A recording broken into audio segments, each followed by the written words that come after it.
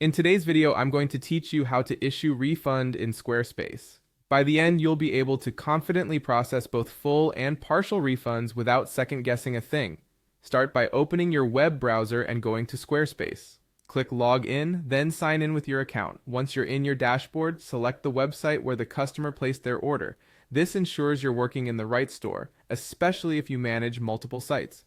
From the left-hand menu, navigate to Products and Services, then open the Commerce area and go to Orders.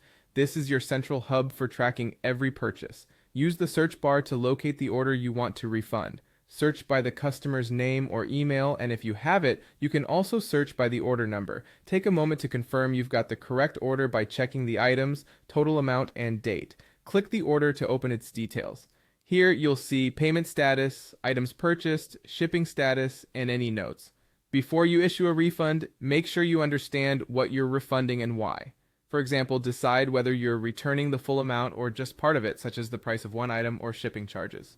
If your business has a returns window or a specific policy for digital products or services, verify that the order qualifies. Next, click Refund.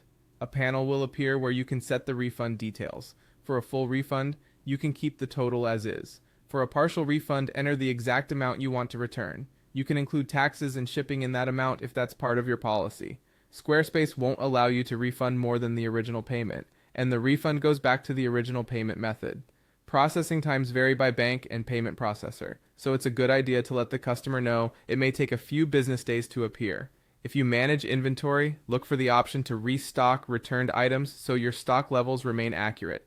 You can also add an internal note or refund reason to document what happened. This helps you and your team later on.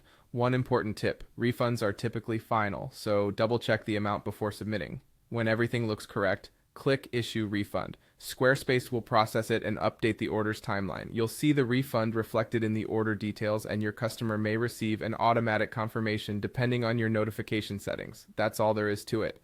Log in, choose your site, open orders, find the right purchase, click refund, enter the amount, and issue the refund. Keep clear refund policies on your site to minimize confusion, and document each refund for your records.